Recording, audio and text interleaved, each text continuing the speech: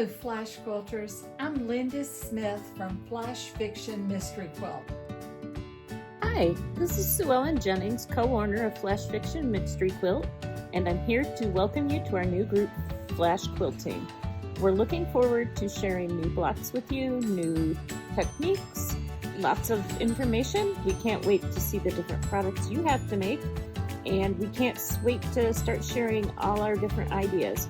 If you have any questions or something you want us to help you learn and improve a skill, please let us know so that we can help you. Thank you. Today, we are going to be making a Diamond Ohio Star block. This is a gorgeous block, and it dates back to the 1800s. It became really popular during the 1930s. The reason it's called a Diamond Ohio Star block is because of the diamond that is here in the center. So it is just the arrangement of your star points that makes this diamond. So I'm going to show you how to make this beautiful quilt block. Let's get started. So the first thing you're going to need to do is cut your fabric out. The instructions are for one block. You're going to want to choose your center square color, and then you need to choose your diamond fabric color. I think it works really well to choose these two fabrics that coordinate. So I used yellow for my center, the yellow and white print for my diamond shape. You're going to need to cut 4 3/4 inch squares of your background fabric, your diamond fabric, and 2 fabrics for your star points. Then you'll need to cut 4 4-inch squares of your background fabric, and then your center square is also a 4-inch. Now I used scraps. I went through my scrap pile like a crazed woman for this. There it is. So you can see that I keep everything because you never know when you're going to need it. So anyway, I went through my scraps. Of course, you can use fat quarters for this. And obviously, if you would like, you could make an entire quilt out of this particular block. So to get the diamond in the center, you're going to pair your C fabric with your B fabric and your D fabric with your E fabric. We're going to draw a line corner to corner, and we're going to make half square triangles with these. And so we're simply going to draw these lines.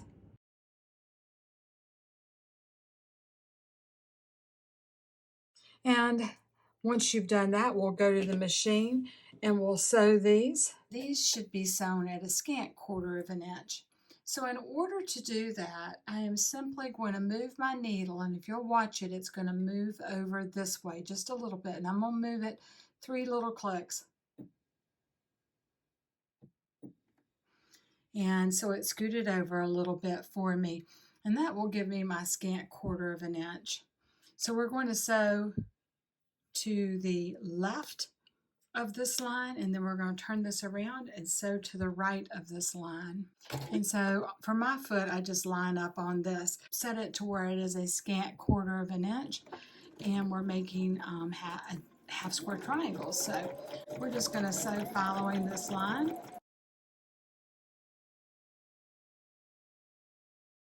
And I'm going to do the exact same thing over on this one. And I'm going to do what's called chain piecing,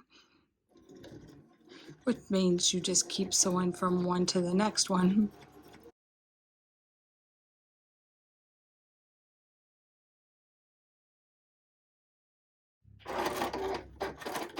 And then I'm going to flip it around to where my seam that I just sewed, which is, there it is. I'm going to flip these around, and now I'm going to sew on the other side of the line, and this will create a half square triangle, which is where all the magic is going to happen.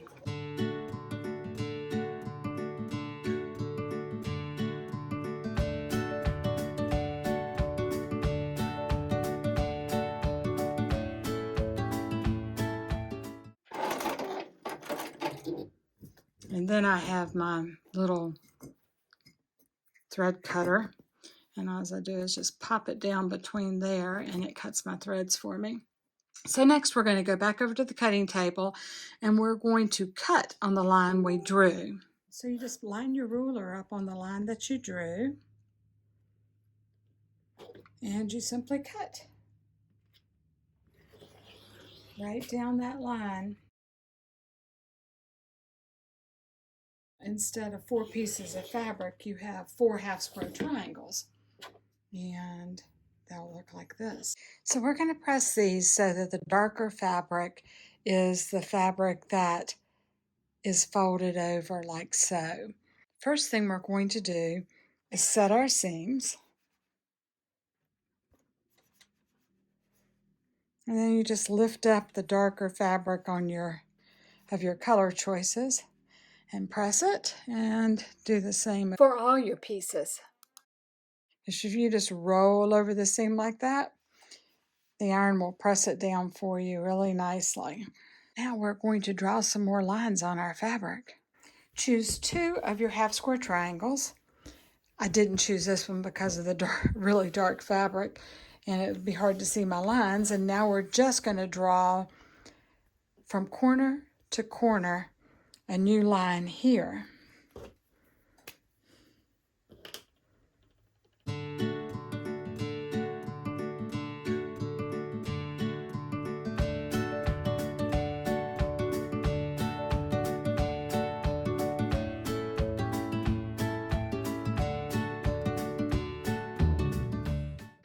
And once you have your lines drawn on those, then you're going to take your other squares.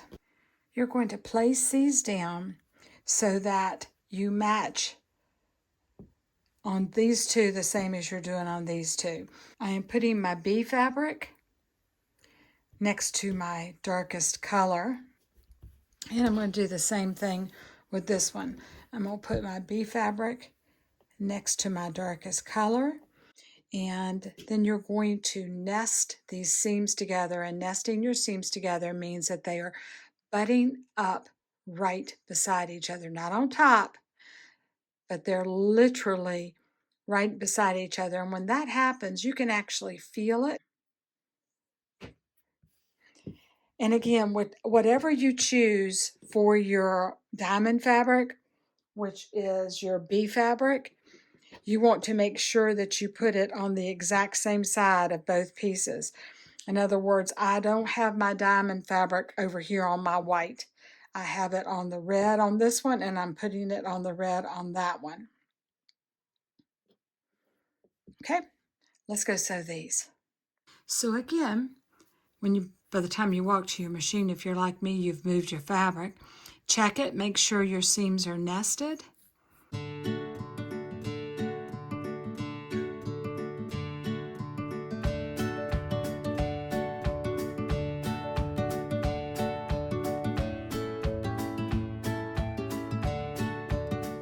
Same using the scant 1/4 of an inch seam allowance.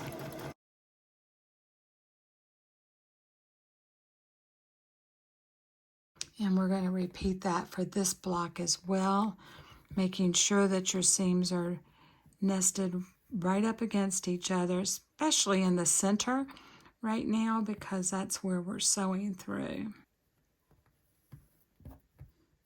And then we're just going to continue on.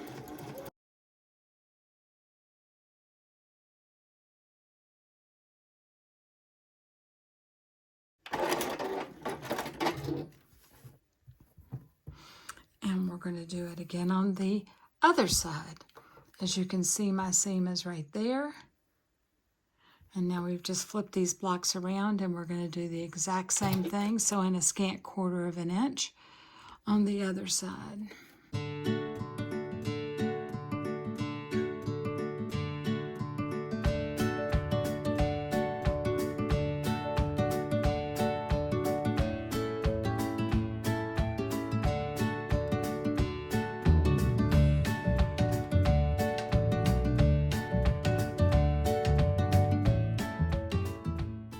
We're going to go back to the cutting table and we're going to cut on the line that we drew.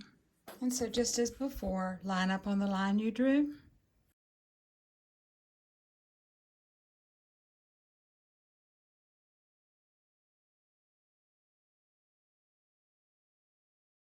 And what you have created now is went from a half square triangle to an hourglass block. So on these, I'm just pressing to where my white is not, there's not going to be a seam line showing underneath my white or background fabric. I'm going to set my seam, and then I'm just going to roll up over the top just like I did the first time. Y'all, pressing is so important. Pressing your blocks. I know that you want to get your block made, but you simply really got to take the time to press, because it makes all the difference in the world in how your final block turns out. All right, so now we have our hourglass blocks. Let's go square them. These will all get squared to 4 inches. So I am using a 12-inch OmniGrid ruler, which you can see right here. And it has the diagonal line running through it. And I'm going to show you how to use this diagonal line and use the fact that we know that this is a 4-inch block and half of 4 is 2 to get these perfectly square. So take your ruler and line up your diagonal line along this seam, and then find your 2-inch mark on there and put it in the very center of your block. And once you have it in the very center, everything that's left on the outside is what you're going to trim off. You trim off the top, and y'all, there's not much to trim, so don't panic if you don't have a whole lot to cut off. And then without moving anything, we're simply going to set our hand back down, and we're going to trim off this side of the block. And same happened, not much to trim off. Then take your block and spin it around to where those 2 sides that you just cut are now here and here. Do the exact same thing. Find your diagonal line. Line up on the diagonal line of your quilt block.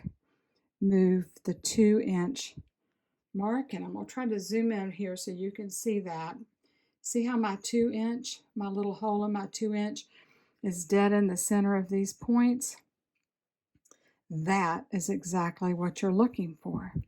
And once you have that, you're going to repeat, and you're going to just trim off your tiny little bits here. And if you sewed a scant 1/4 of an inch, that's all you should have. If you sewed a full 1/4 of an inch, your blocks are going to be too small. So you may need to rip some seams and redo it.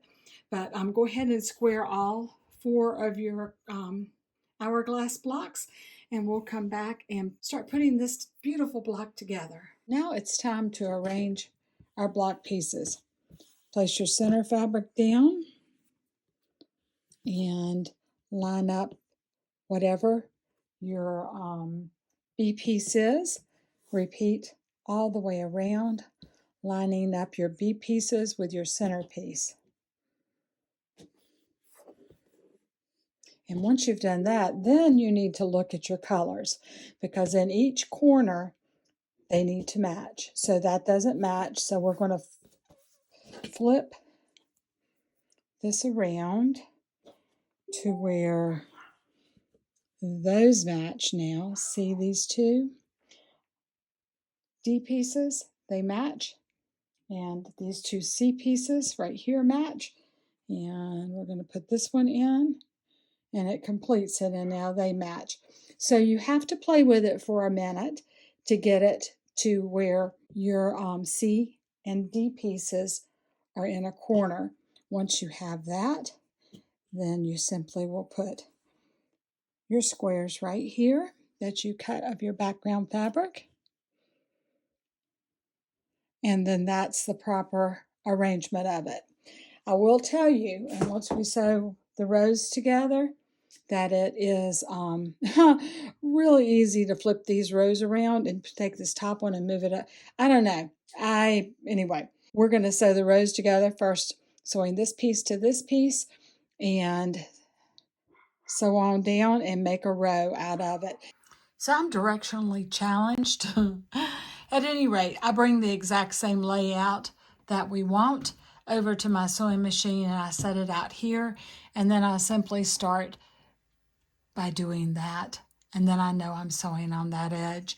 And I'm just going to line up my edges and sew a scant 1/4 of an inch seam here.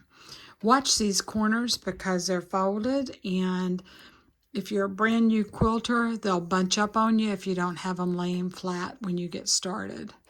And again, this is a scant 1/4 of an inch seam. And I'm just going to repeat on all the rows sewing the first seam. And I could have chain pieced that. I wasn't thinking.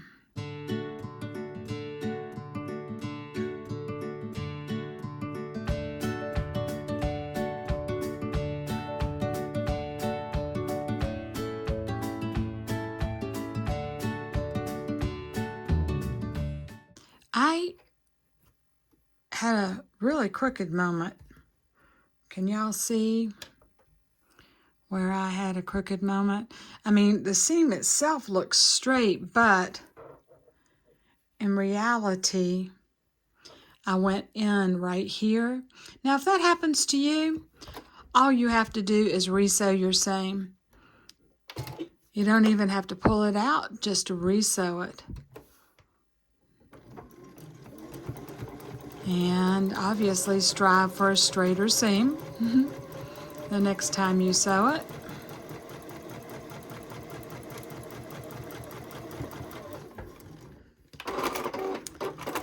And I will tell you, if you're using Invisifil thread, perfect. It's a very, very, very fine thread. Let me see if I can show you a spool of it. So this is Invisifil thread, and it's made by Wonderfil, and I use it for all my piecing, and I do use it for a lot of my quilt top too. But can y'all see this thread? It is so wonderful for piecing because your seams lay just as flat as they can possibly lay with it. There's not a big bulky piece of thread underneath there making them fat seams. So I highly recommend Invisifil, but it's just a very, very, very fine thread that is strong as all get out. I cannot break it. You could floss your teeth with this stuff, people. It's just really strong and just makes for some beautiful quilting, pieced quilting. But it's Invisifil by Wonderfil.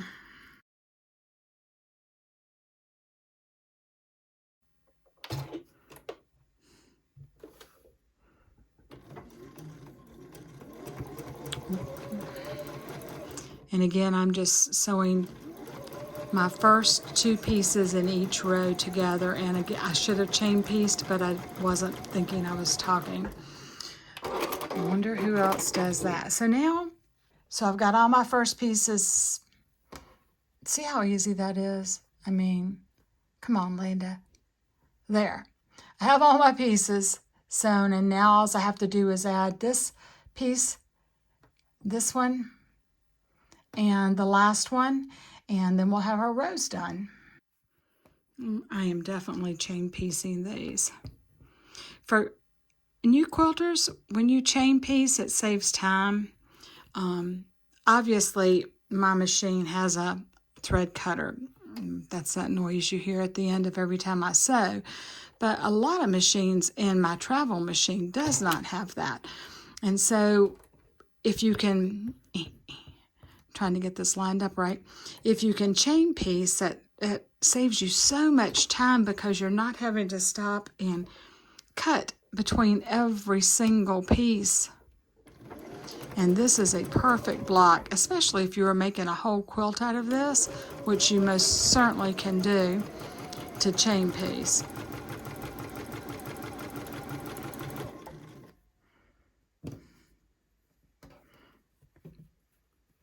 And so I don't even lift the needle. I don't do anything. I'm just simply actually have my needle down position on. I'm just going to butt it up right against the next one, and I'm just going to keep on sewing. And all machines will do this, so it's not particular to my machine.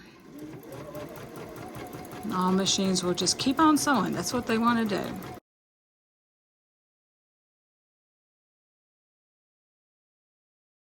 And when we get done with this last piece, we'll go to the ironing board, and I'm going to show you how to iron these so that your seams will nest up against each other when we go to sew the rows together.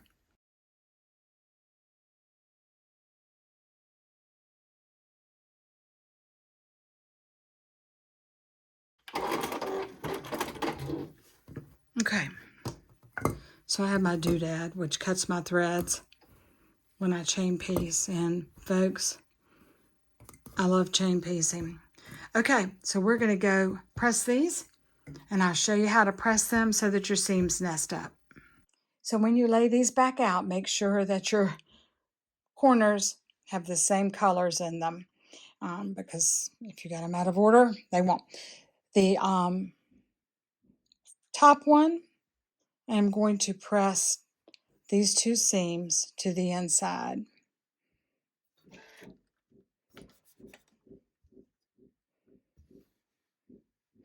Again, it's because the weight is right there, and I'd rather it not, or my background fabric's right there. I'd rather it, the seam being folded over like that, not show. And I'm just setting my seams in between each one and then lifting it up and letting the iron do the work for me.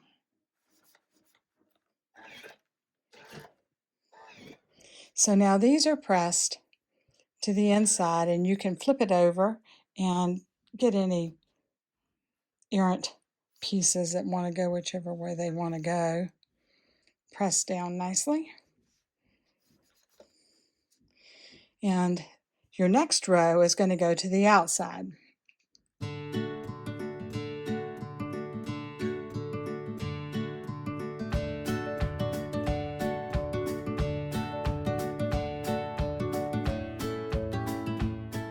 Boy, did I get that crooked.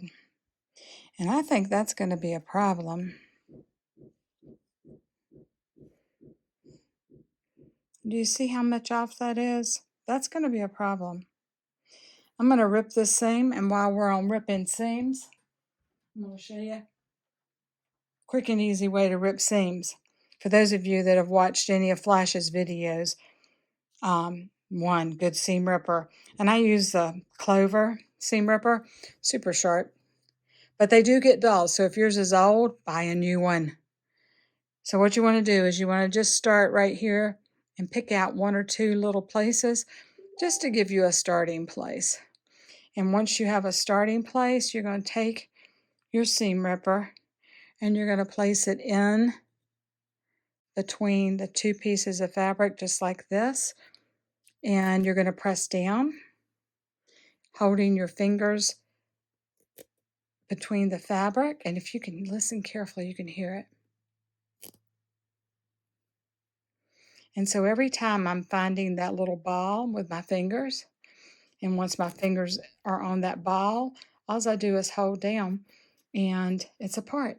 And then I can sew that back together again properly. Much better. Okay. So I was doing these to the outside. Back to that.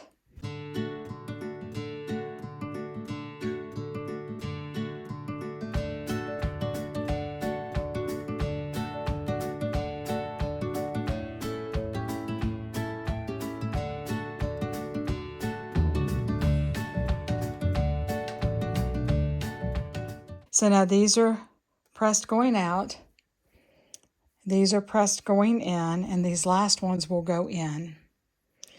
And then this will be ready to put together. So I have them flipped over backwards so that you can see. Out, in, in. And now these seams will nest together really well. So all we need to do is sew our rows together and this block is finished. Then we just square it. All right, I'm back at my machine and I've double checked everything and I still have same colors in each corner. If there's a corner, it's got the same star colors in each corner. All right, let's sew these together. So we're going to sew this one to this one, and we're going to nest these seams and butt them up. Now you can pin these if you want to. So I'm just going to butt the first one up against each other, and then I'm going to run my finger along the edge and hold that in place, and hold it in place right here with my fingers. Get it lined up. All right. And I have not taken my finger off of this. I lifted it up just one second to check that nested seam, but it is in place, and we're going to sew this seam at a scant 1/4 of an inch.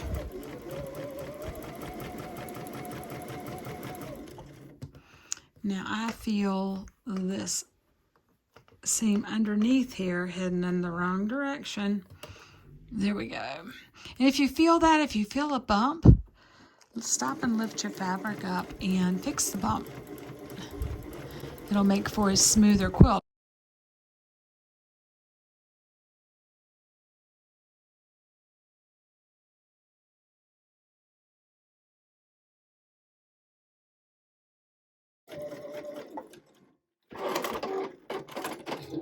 All right, so this is my first one. And you can see that my points line up perfectly, and let's add the next piece. Just butting up those two seams against each other. Since they're pressed in different directions, it works out just perfectly.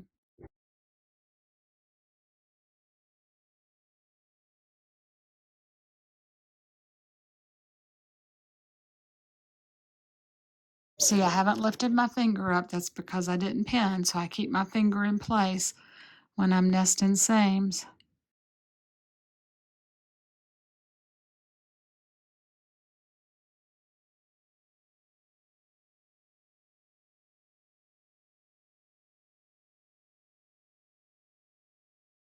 I am going to press this, and then we're going to square it up.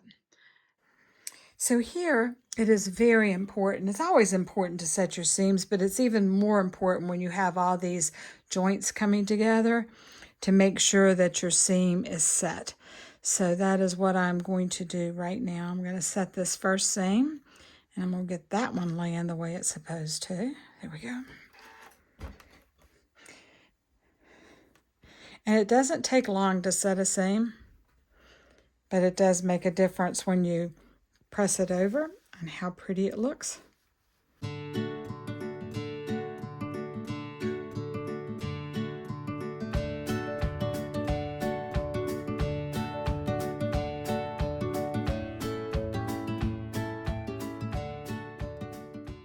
We're going to go square this, but this is a gorgeous block.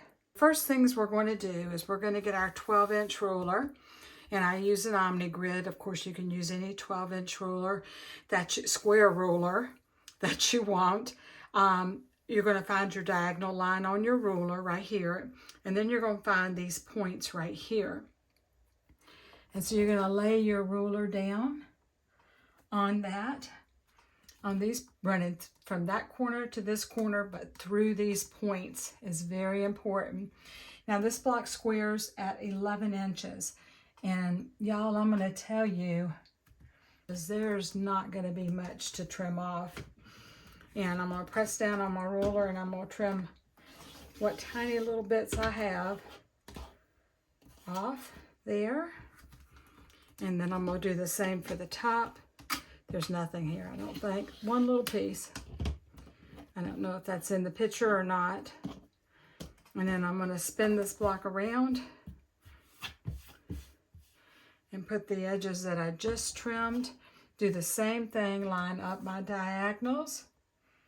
And this edge on 11, here and here. And then I'm going to trim off. There's nothing but threads, which I knew because I could tell when I looked at it. The top, and then this one side, and it has a tiny little piece right there. So that is how close this block is, and I mean, I could trim off the threads. I guess I will. There. So now it's all clean on the sides. But that is all I trimmed off of this beautiful block.